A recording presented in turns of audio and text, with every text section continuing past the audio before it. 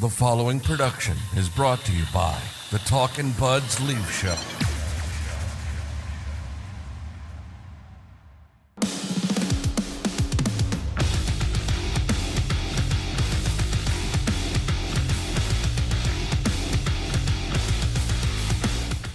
Talkin' Buds Leaf Show, the unofficial halfway point of the season.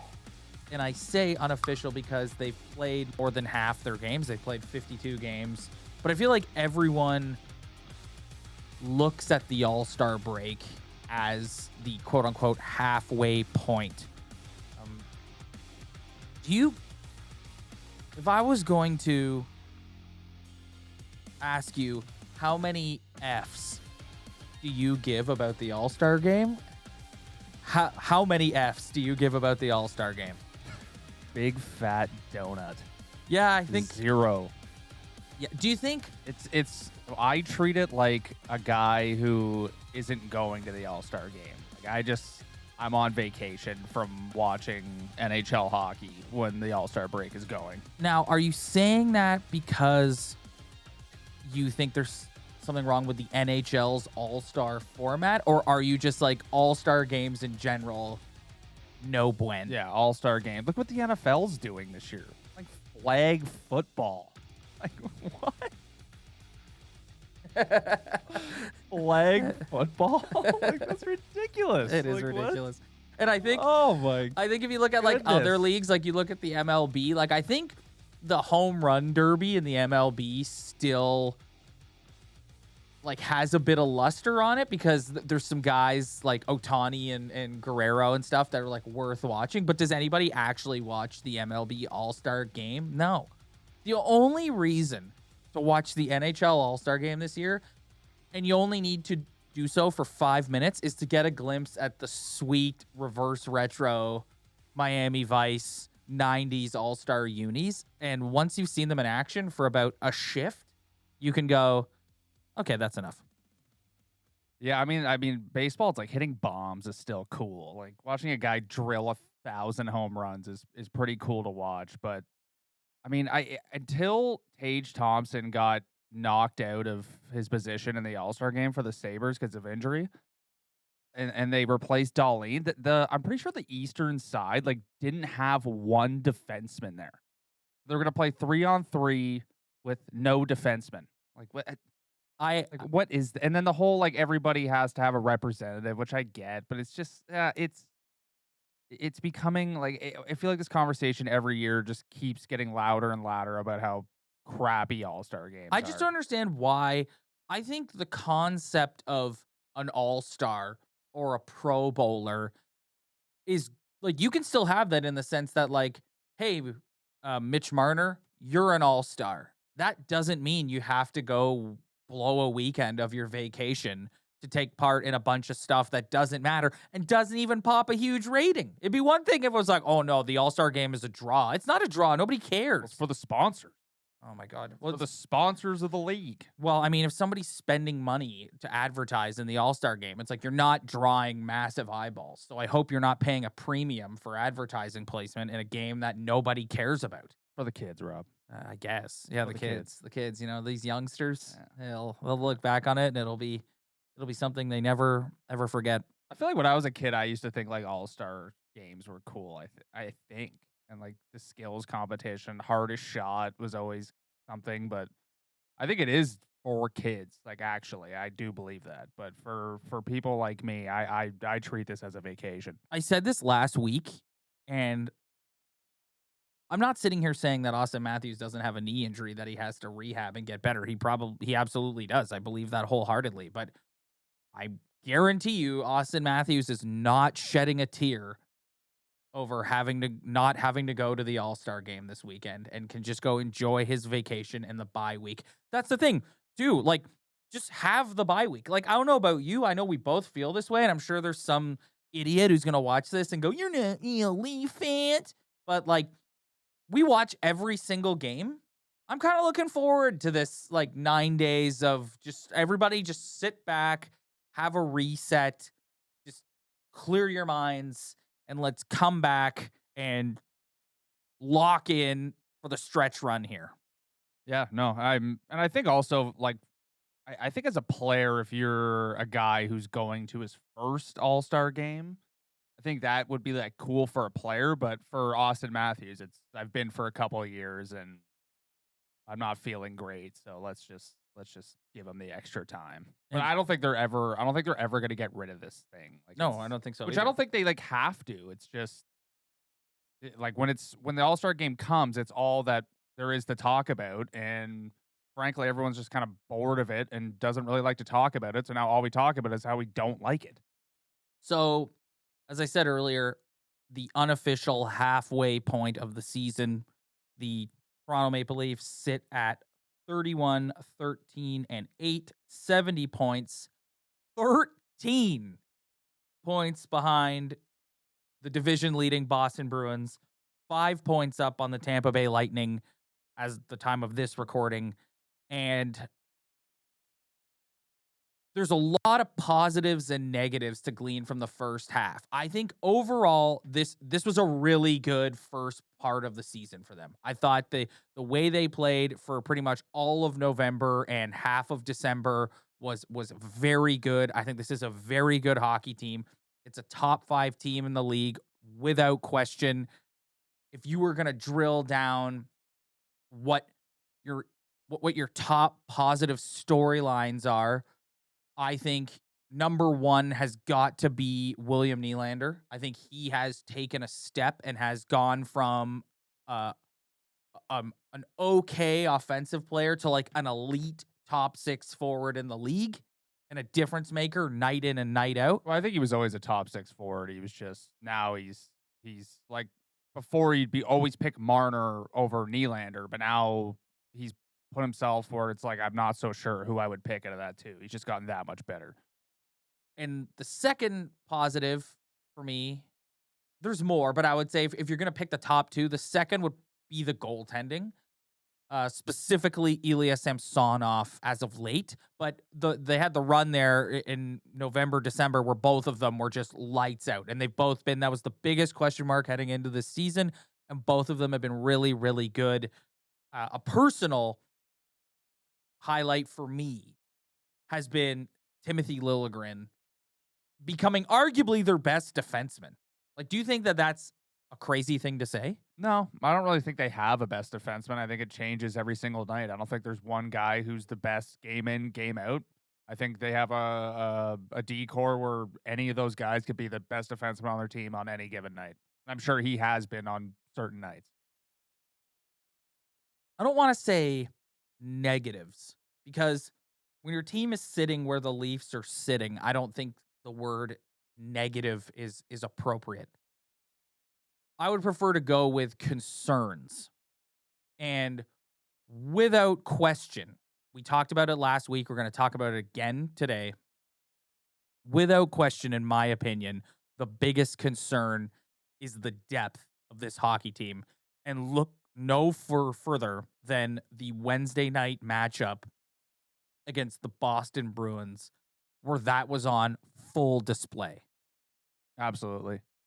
And I would say a couple weeks ago, maybe even above the Nylander thing, I would say one of the strongest positives of this team has been their defensive play.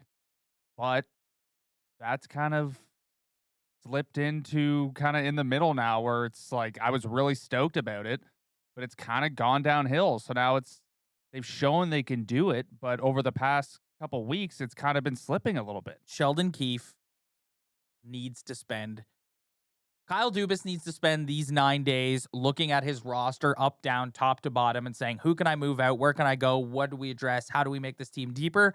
And Sheldon Keefe needs to spend these 9 days watching so much film on the defensive play because we sat here for a month and a half and we're like, wow, they've turned the corner. They've turned the corner. The defensive structure, we've never seen them play like this defensively. Everyone's bought in. Look at this. They finally figured it out. And I just feel like in the last like 3-4 weeks, that's not the case anymore. And they are giving up a lot of grade A scoring chances in their own zone. And when Ilya Samsonov has a game like he had against Boston, they don't win.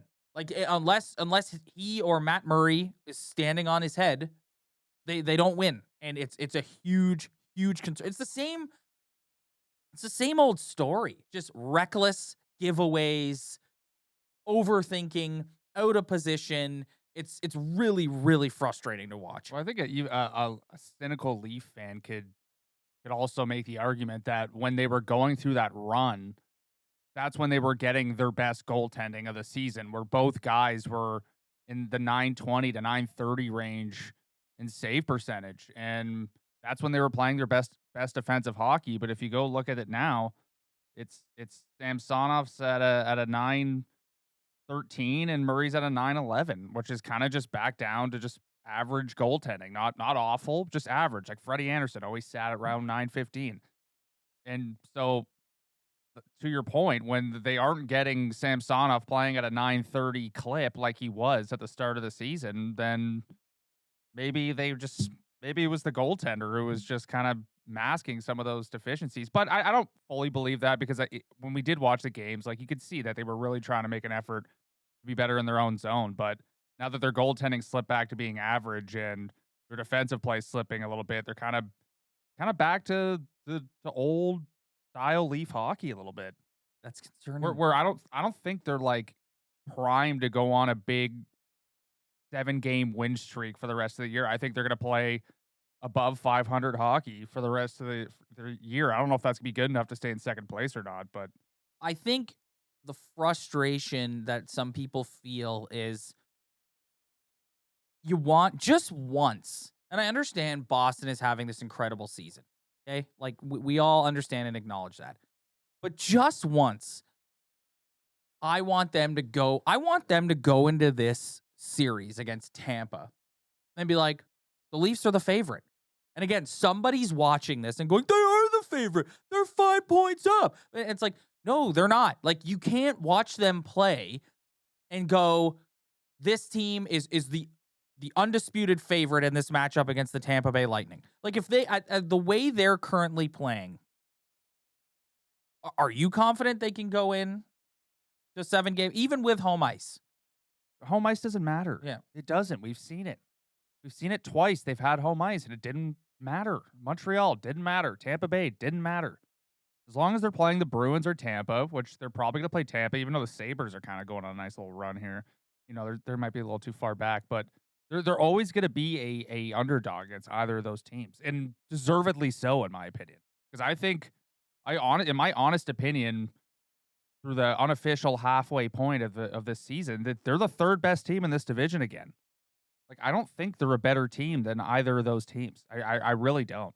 I just can't. I can't think of a way how they're better than either of those teams.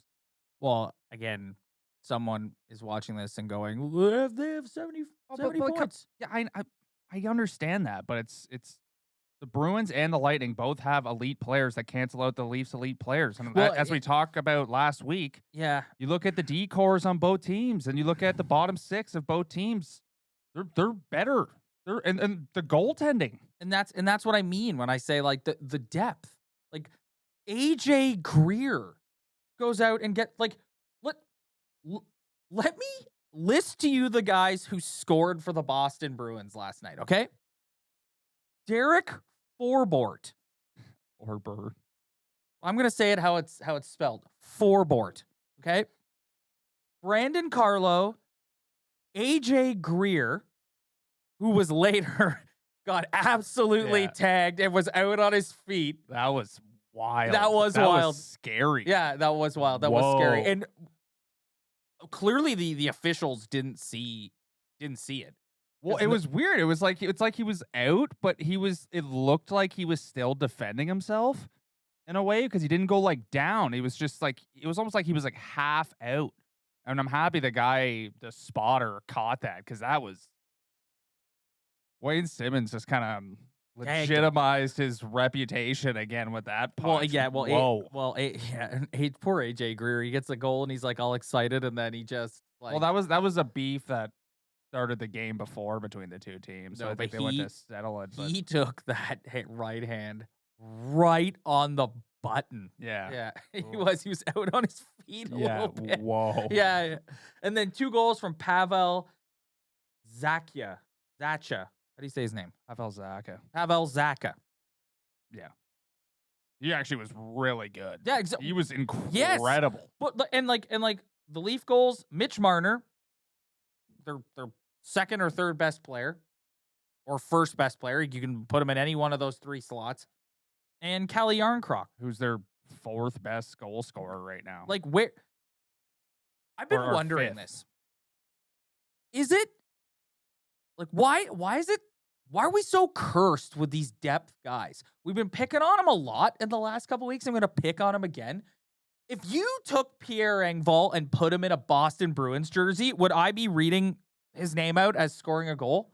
Like, why is it when these guys get here, they're no longer effective, like point production wise? Hey, Like, what this- is going on? you got to look at the general manager. Like that's what I say. Like look at it. Like that's it. Like we've been talking about all year. Should they re-sign him? Should they not? This is an argument to not re-sign him because it's just not good enough. It's just the way this is how he constructed the team. Like Pavel Zacha played in New Jersey forever and was like a pretty decent player. And then he gets into Boston and he gets plugged in with a bunch of different characters on the bottom 6. And then he turns into exactly what you're talking about that you want Pierre Engvall to turn into. Like, I just don't understand why can the Leafs never have a guy like it just feels that during this entire run with this core and this group and this general manager that I've been saying this forever. Like, how many times in the history of this pod have I sat here with you ahead of a playoff game, a huge playoff game, like pick an elimination game in the last 5 years when I've sat here every time and gone, who's going to score the big goal? And you know what the answer is every time? No one. Yeah. No. AJ Greer. Well, you could make the argument like Michael Bunting should be the Pavel Zacha, AJ Greer of this team, but as soon as you bring in a half decent player who can score, he's just top 6 Yes. because the way their team's constructed, they just can't have depth. As soon as they have a guy they have 4 guys. So your 2 best forwards, who's basically Pavel Zacha and AJ Greer, who's not in their top. If they were on the Leafs, they slide right up to the top line because there's just 4 guys occupying all the space, and that's just the way it works. And also all the players he's found to play in the bottom 6, they're all the same guys. They're all just soft and they can all skate. They're all pretty skilled, but they just don't have like that character, that guy you want, that guy who could score that big goal. I don't have it. Well, they don't have a guy who's difficult to play against in the No. bottom 6. No. And I know, like they just don't. Like who and again, anyone who's disputing that, tell me who. Comment on this video and tell me who you see in their bottom 6 that is difficult A lot to of play guys against. like Engvall, like for sure. A lot of guys like Engvall, but it's just like you look at Kampf and Holmberg. They're basically the exact same player. Yes. And then Kampf's gonna leave after the season, and then Holmberg's gonna become Kampf. Yes. And you look at a And guy. then you got Kerfoot, who's just the most like inept offensive player. Like he just doesn't have the hands anymore. If he ever did have the hands. I mean, the Kerfoot, like he already was a mediocre at best, overplayed hockey player, and this year he's become the ultimate like whipping boy, and his confidence is just completely gone. Like Alex Kerfoot is a guy that I could see suiting up for the Seattle Kraken and scoring a big goal in Game 5 to extend the series or put away whoever they're playing in the first round. It's just, I don't know, man. It's the curse of It's the curse. Yeah, it's the curse. I feel kind of the same with even like the Jays sometimes. Like you just bring a player in who's been so good or has the ability to be good other places. And this is just our own insecurity speaking here. This isn't facts or anything. It's just strange and how that always happens. Yeah, like Zach Aston Reese, Joey Anderson. Like they're all, it just feels like too when they call up a lot of these guys from the Marlies, it's the same guy they're calling up every time. Like who they call up from the Marlies that you're like, oh, this guy's like Pontus has had some nice moments, but it's at the same time, it's like Pontus is not at a Pontus point is yet where just- he's a difference maker. He's just gonna replace David Kampf as a quote unquote defensively responsible third line center. Here we go, Ryan. I am here to plant my sword into the ground, and I am going to tell you how I feel. Trade Matthew Nyes, trade your first round pick, trade Rasmus Sandin, trade anyone. I don't care. Like, there is a depth issue with this roster. You're not going to achieve your ultimate goal you're looking for this year with this roster as currently constituted. So just take whatever you have and do whatever you got to do. Wow. I'm over it. Like, I watched again. I'm not going to read too much into the Bruins loss. Like, it's the last game before the break. Half these guys are going back to the room, throwing on their Hawaiian shirts and getting on the plane and going to Cabo ASAP, okay? So I'm not going to read too much into that. What I am going to read into is just, why is AJ Greer a factor out there? Like, why are these depth pieces a factor and are scoring goals and you never see it from the Leafs ever? So do what you got to do, trade who you got to trade, spend what you got to spend. I don't care. Let's just go full Alex Anthopoulos. We'll worry about it later. Yeah, I don't know. I just don't know if there's somebody available at the deadline who's even worth that. I just had this light bulb moment the other day where I was like, because I've been someone who's sat here and gone, don't trade Matthew Nyes. Like, don't trade him. Like, this is everyone's excited about this prospect. Don't trade him. But then I'm like, for what? For what? So we can lose in the first round again?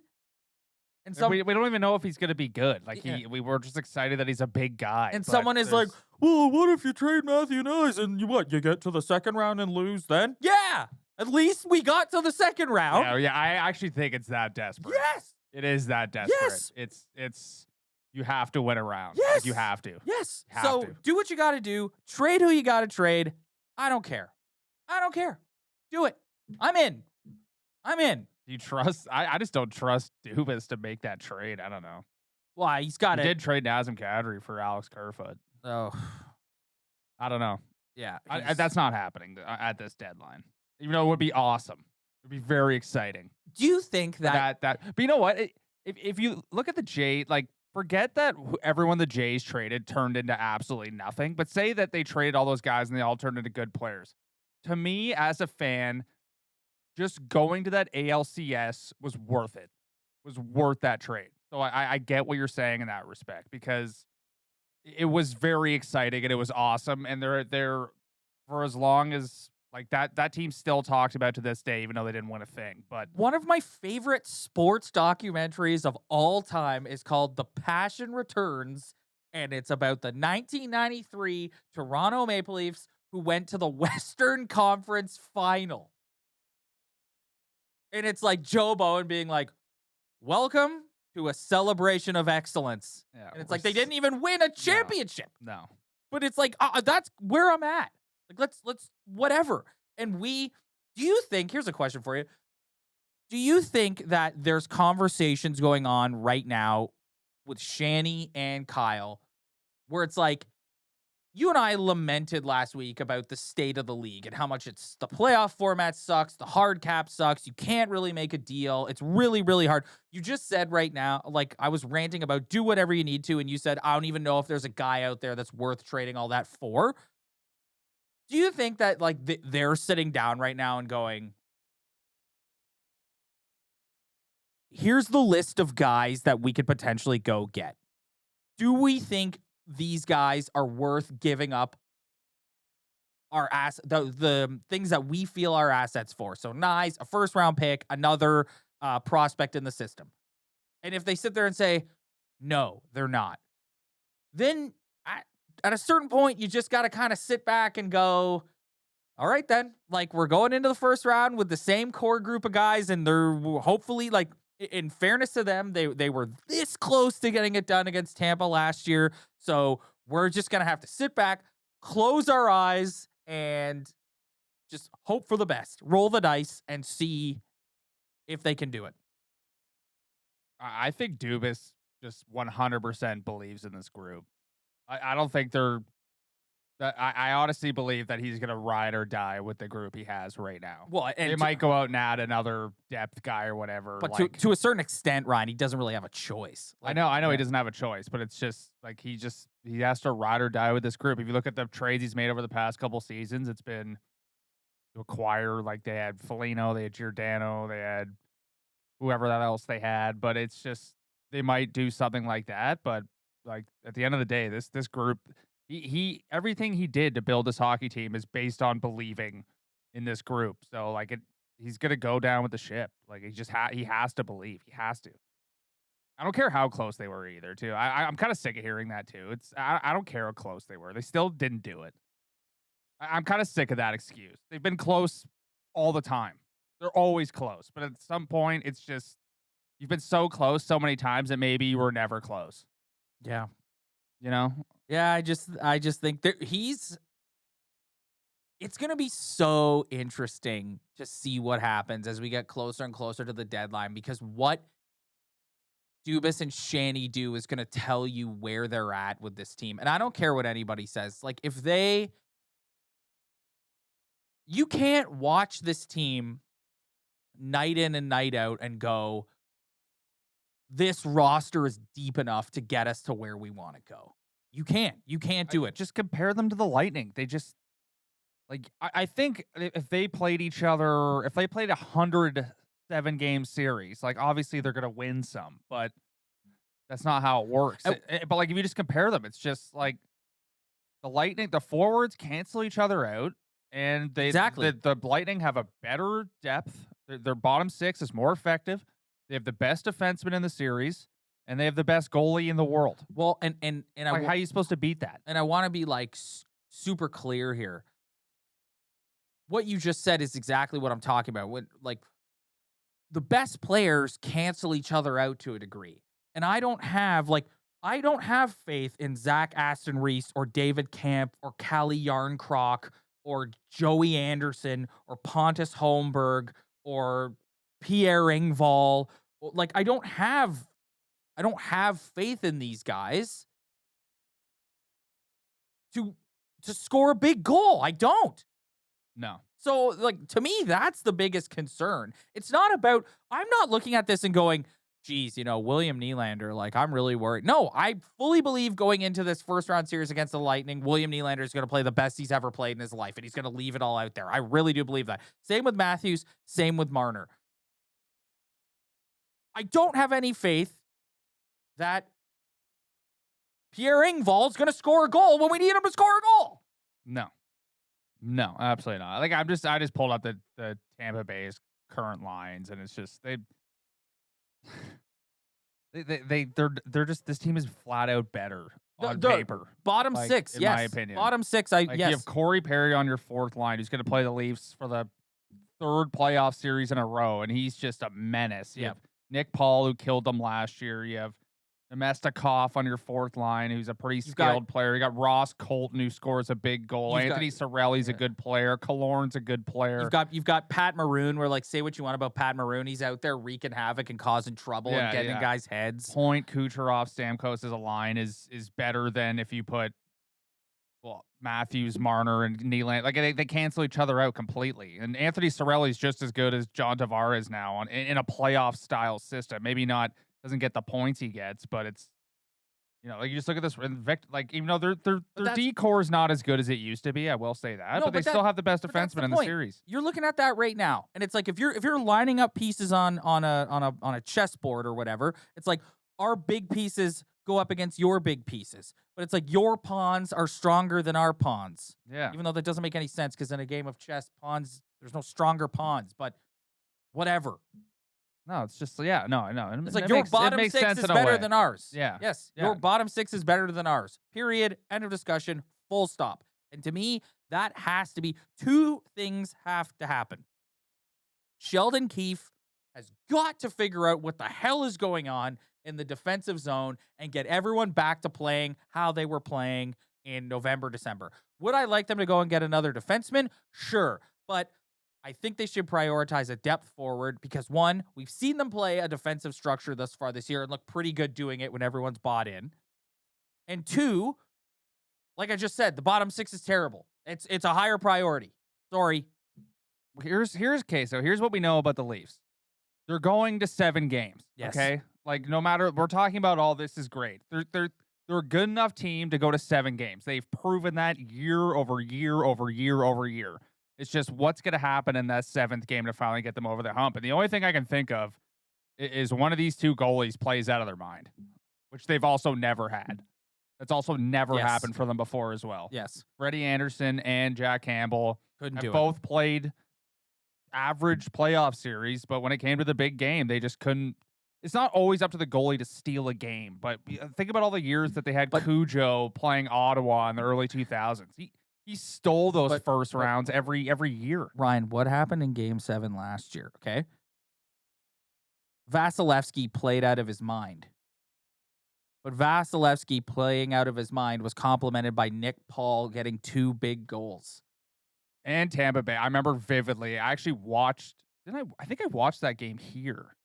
Didn't we watch? No. I think we watched it here. No, I watched it. I was at an engagement party. I think I was here while you. I think I was house sitting. Yeah, for maybe. you. Yeah. I was at an engagement party while somebody put it up. It was actually pretty sweet. Somebody put it up on like a big projector. And screen. another It thing was that awesome. happened in that game too was Tampa Bay just opened up the magical book of defending the Toronto Maple Leafs, and on the front page it says, "Clog the middle and keep them to the outside," because there is nothing Maple Leaf forwards love to do more than circle around the ozone and not get to the net. Who's the guy in the bottom 6 that's gonna sacrifice to get in there and score the big goal? You know, at the same time,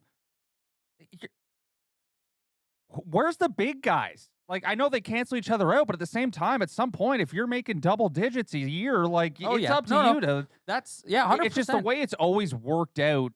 It seems like it's always a bottom 6 guy, and not even with the Leafs. It's even through all NHL playoff history. There's always a guy in the bottom 6 or a depth player who comes up big. But if at some point your top players who are making double digits, they also have to find a way to break through, because without them, this team can't win.